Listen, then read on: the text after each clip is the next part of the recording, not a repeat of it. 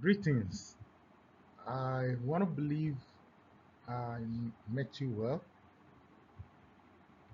You're welcome to today's class. My name is Mr. Adiri TJ, and today we're going to be studying speaking skills.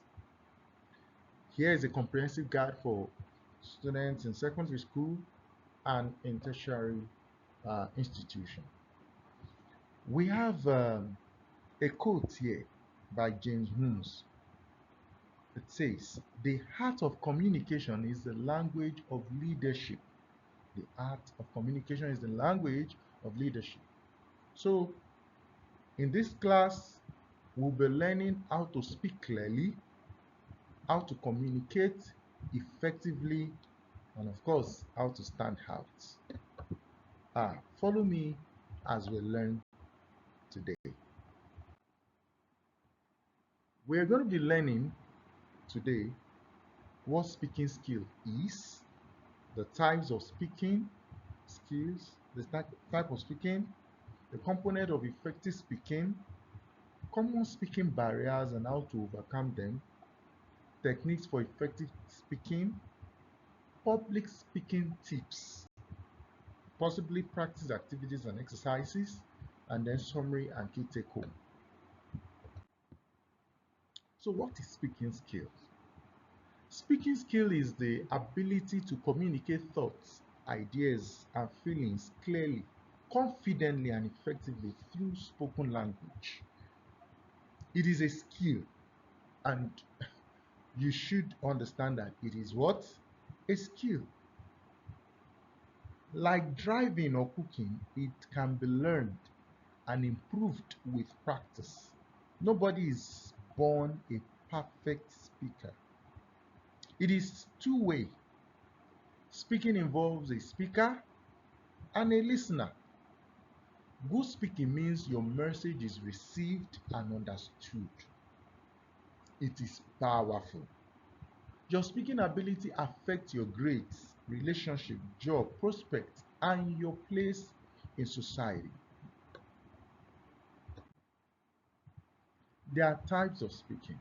We have the interpersonal speaking, we have the transactional speaking, we have public speaking, we have formal speaking, we have informal speaking, and we have instructional speaking. Interpersonal relationship speaking is the everyday conversation between two or more people. For example, chatting with friends, talking to a teacher, calling a parent. You know, in this interpersonal speaking, you're expected to be polite, listen actively, take turns speaking. Transactional speaking, which is number two, is that speaking to get something done. I mean, you are speaking with purpose to get something done. Example, buying food at a canteen, asking for direction, making a complaint. How do you carry this out? Be clear, direct, and purposeful in your words.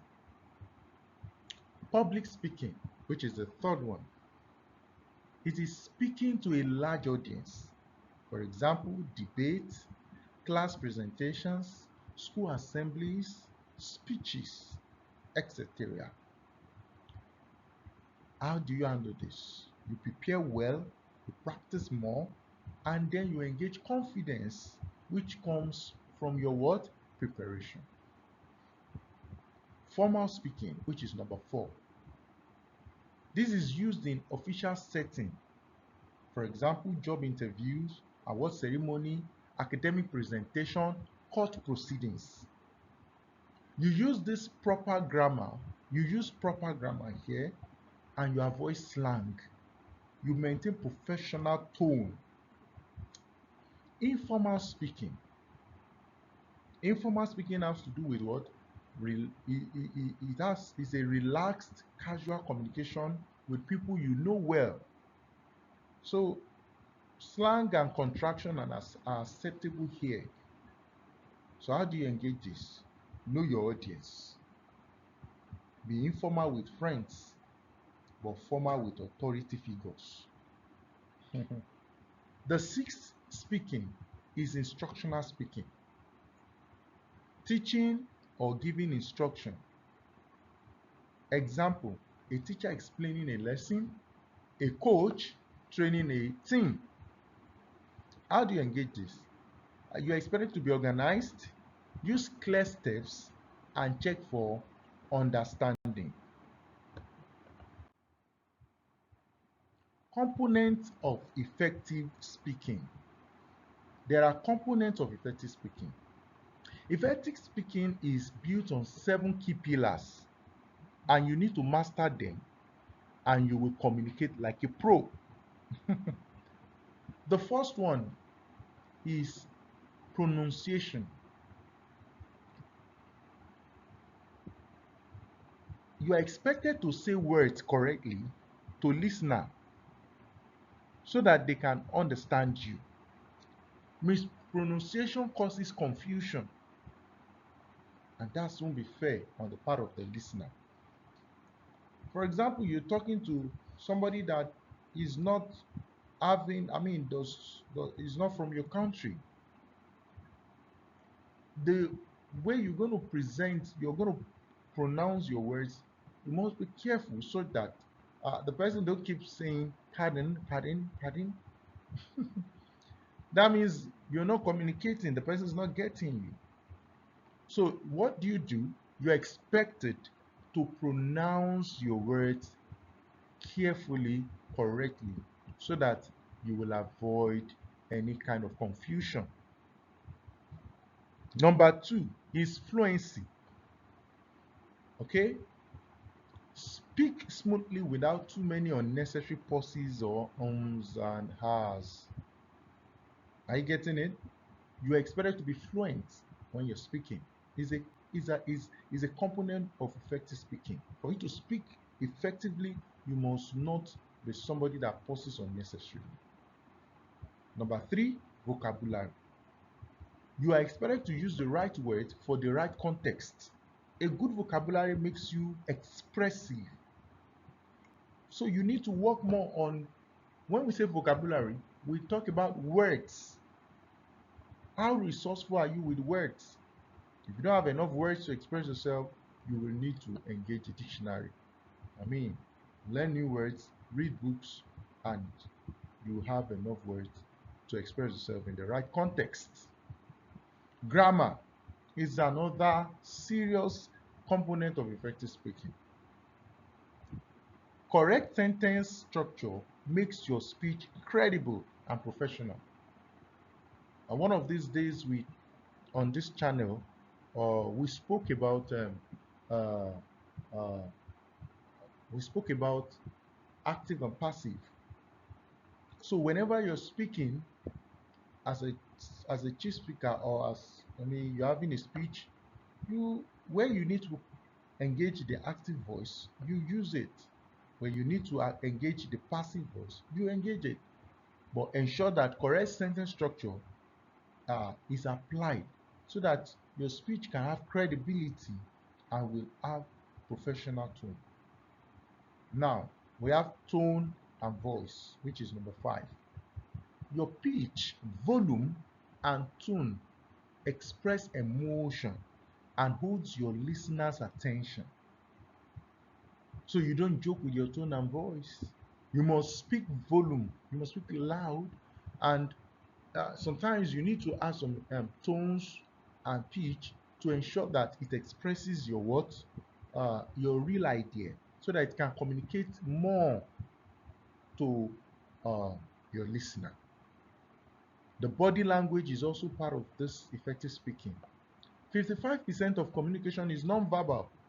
So your posture, gestures, and eye contact matters also. Number 7, which is the last key pillar, is confidence. Confidence makes listeners trust you. Even if nervous, stand tall and speak boldly. There are common barriers, okay, in speaking, and here are how to overcome them. Number one, fear and anxiety. Another word for it is stage fright. Some of us have stage fright when we want to present in front of people, whether whether 200, whether thousands. Some of us just have the stage fright.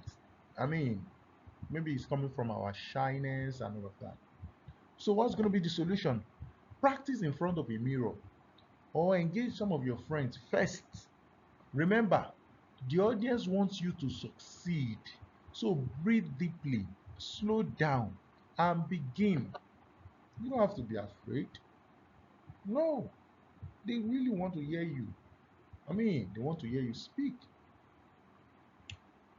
Number two, barrier. Another barrier is the mother tongue influence. Okay, so how do you solve this? Some of us, we have our the tone, the language tone, you understand, of our nativity. For example, an Ibadan man or Ibadan woman, sometimes we speak and you'll be hearing something like Sebi, Sap, Kusinsia. It's fine. But to solve this, you need to think in English.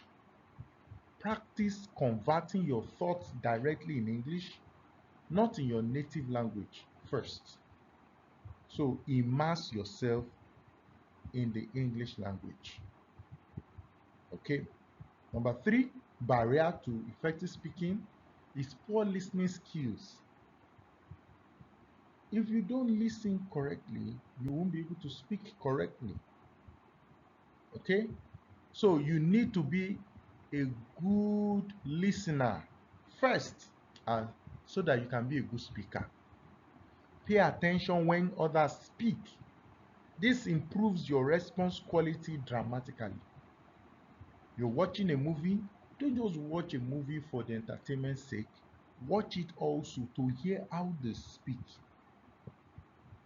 Listen carefully when maybe you're in church or something. Listen carefully. We spoke about listening skill.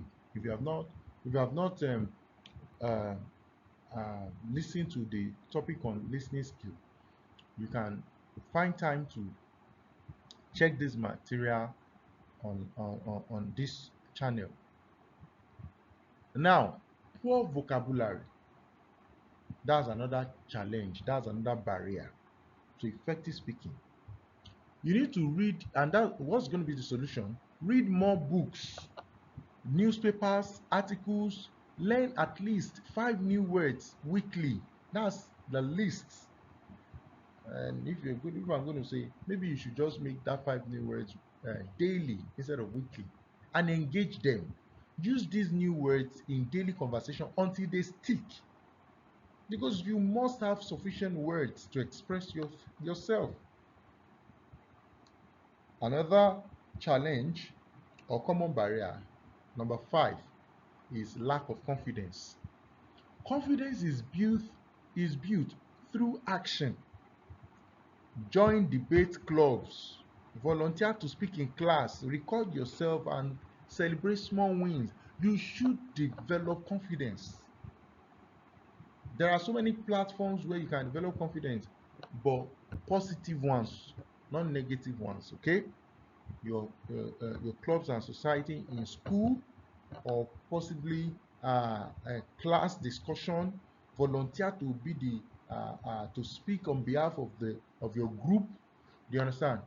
You can also decide to record yourself and see how confident you are. You can decide to stand in front of a mirror and check your confidence level. And if you are getting it better, you celebrate that small win. Okay. Another challenge or common barrier is disorganized thoughts. Disorganized thoughts. Before speaking, plan. Because, and what are the plans? You ask yourself, what is my point? You ask yourself, what example supports it? You ask yourself, what's going to be my conclusion? Even 30 seconds of mental planning helps. So your thought must not be disorganized, because the scientists have even proven that 90% of what we do or say is a product of our thoughts. So we must engage our thoughts in an organized manner. Good. Techniques for effective speaking. We have the verbal technique, we have the non-verbal technique. The verbal technique, pace yourself. What do we mean by pace yourself? Speak at a moderate speed. Don't be too fast. When you are too fast, you become unclear. And don't be too slow, because when you are too slow, you're going to be boring. So slow down on important points and speak at a pace that others will be able to follow. Another technique is vary your volume. At some points, raise your voice for key points. Lower it for dramatic effect. Monotone voice, you will have a sleepy audience. What do we mean by monotone voice? Just speaking on the same at the same volume level. Like you notice that as I speak, at some points I will go low, sometimes I will come higher, and all of that is deliberate.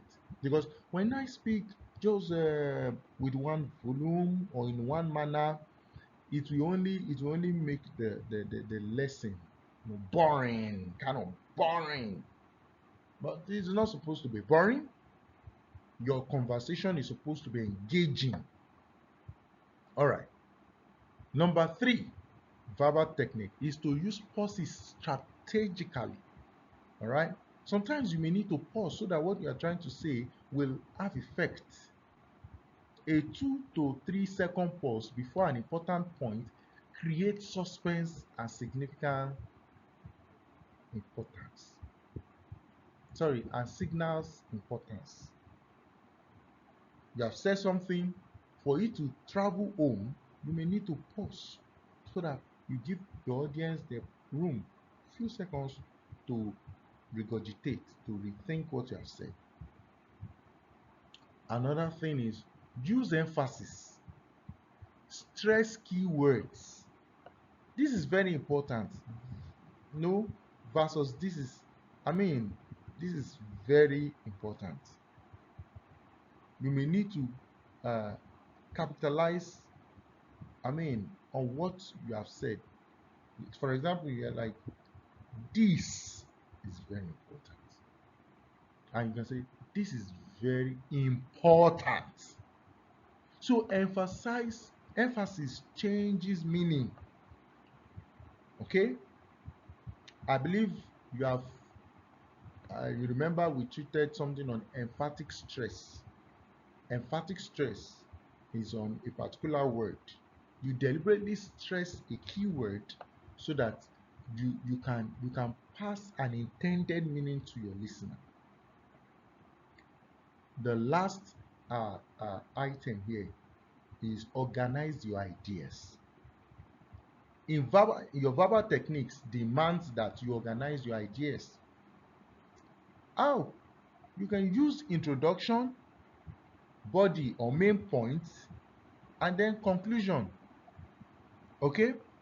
Sometimes you can start with something like firstly, you can push and say furthermore, and if you're rounding off, you can say finally or conclusively. Non-verbal techniques. There are non-verbal techniques such as eye contact.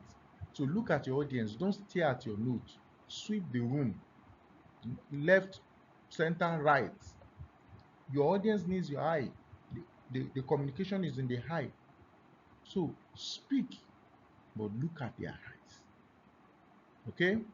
Look at your audience. Let them connect with you. Another non-verbal technique is posture and stance. Stand upright, shoulders back. Avoid slouching. A good posture signals confidence and authority. You can't just be standing like as if you came to beg. No, now. Stand tall, stand right, and speak. Number 3, non-verbal technique is gesture. Use natural hand gestures to emphasize points. Avoid crossing arms or hiding hands in pockets. No, now that gesture won't be all right. You're expected to express yourself, with some hand gestures to emphasize your points. Number 4, facial expressions. There are non-verbal techniques that have to do with your facial expressions. Your face tells a story, so smile when appropriate. Match your expression to your message. Number 5, movement and space. In public speaking, move purposefully. Don't pace nervously. Own the stage. Own the space with confidence. All right. Public speaking before, during, and after. Before you speak, okay, know your topic inside out. Do your research thoroughly. Number 2, before you speak, practice out loud, not just in your head. At least practice like 5 times. Number 3, know your audience. Apart from knowing your topic and practicing, know your audience. Who are they? What do they know? Number 4, prepare an outline. Introduction, body, which is the main point, and conclusion. Just have an outline to present. Number 5, get enough sleep the night before so that you'll be organized, composed, relaxed, and confident. Number 6, arrive early to familiarize yourself with the space, the people you want to communicate with, whether in a debate or in a speech or whatever. You must endeavor to arrive early so that you can familiarize yourself with the space and you not be under any tension. While you speak, all these ones I said earlier were before you speak. While you speak, start with a bang, a story or question. It could be a rhetorical question or shocking facts. Speak slowly and clearly. Breathe.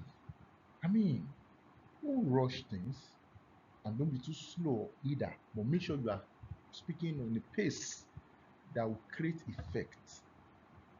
Make eye contact with different parts of the audience. Like I said earlier, sweep the room from left to center to right to, just make sure that you have an eye contact with different parts of the audience. Use gestures naturally to emphasize key points. Okay? Number 5, pause for effect. Don't be afraid of silence. Be deliberate to pause, hear your audience, and continue to speak so that you can drive home your point.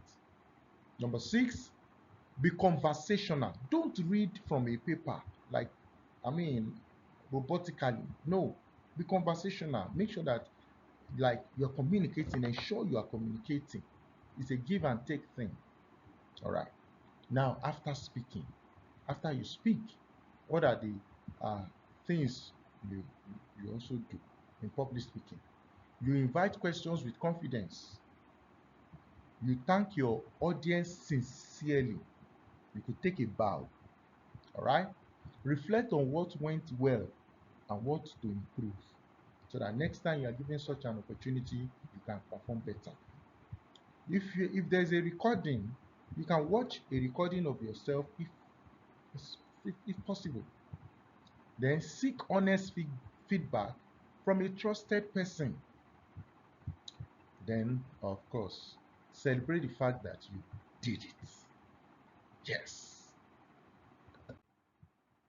So let's check these practice activities and exercises. The only way to improve speaking is to speak. Here are some fun and effective exercises. So you can have mirror practice between 5 to 10 minutes per day. You stand before a mirror and speak on any topic. Watch your facial expression, gestures, and confidence. It could feel weird, but don't worry, that's normal. Keep going, all right? There's another one called shadow reading. Okay, you can do that 10 minutes per day. Listen to a native or fluent speaker. You can listen to a news, a podcast, a speech, and repeat immediately after them, mimicking their rhythm, pace, and pronunciation. Record yourself. You can do that weekly. Like you can record a 2 minute speech on any topic, play it back, then notice, is it clear? Is it too fast? Is it too quiet? This is the fastest way to identify your weaknesses. Read aloud. Read any text, newspaper, novel, Bible, textbook. I mean, read it. You can read it out loud. This trains your mouth, your muscles, improve your pronunciation and build fluency. Conversation practice. Find a speaking partner. Take turns speaking on topics for 2 minutes each. Give each other uh, kind, honest feedback. Real conversation beat any exercise. Storytelling challenge. You can do that weekly. Okay, tell a story or it could be real or imaginary for about 3 to 5 minutes. Practice making it engaging with a beginning, middle, and end. Great speakers are great storytellers. Bonus: the 7 C's of effective communication. C number one, clear. Say exactly what you mean. Avoid ambiguity. Clarity is kindness to your listener. Don't be ambiguous. Don't speak big English and confuse your audience. Number two, concise. Say what needs and stop. Don't pad your speech with unnecessary words. Okay? Number three, correct. Use proper grammar, accurate fact, and appropriate vocabulary for the context. This saves a lot. Number four, complete. Give your audience all the information they need to understand your message fully. Give your audience all the information they need to understand your message fully. C number five, coherence. Your ideas must flow logically. I mean, listeners should follow your thoughts without confusion. Number six, courteous. Be respectful, positive, and considerate of your listeners' feeling at all times. Number seven, which is the last C, concrete. Use specific facts, figures, and examples instead of vague general statements. So the 7 C's, we have the first C, clear. Number two, concise. Number three, correct. Number four, complete. Number five, coherent. Number six, courteous. Number seven, concrete. For exam focus, how speaking is assessed, know what examiners are looking for and give them exactly that. Pronunciation and articulation. Correct pronunciation of word. Clear articulation of sounds, especially vowels and consonant sounds. You need to learn your IPA basics. Fluency and pace. Smoothness of delivery, appropriate speed, not rushing, not dragging, natural rhythm, and flow without excessive hesitation. Um, Grammar accuracy.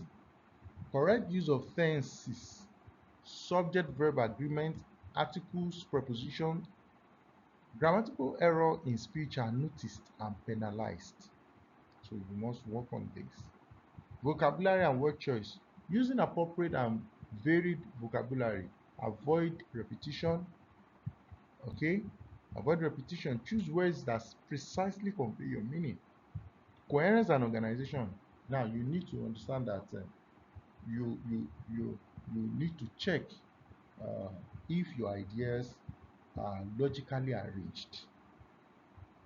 You also need to check that do you use connectives like however, therefore, in addition to, and all of that. You need to really check, does your speech actually flow? Words that inspire great speakers. There are there are quotable quotes here. The first one here we have is from Mark Twain. It says, "It usually takes me more than 3 weeks to prepare a good impromptu speech." Can you imagine that? Ralph Waldo Emerson said, all the great speakers were bad speakers at first. So if you are still a bad speaker, uh, it's not the worst thing that could have ever happened to you.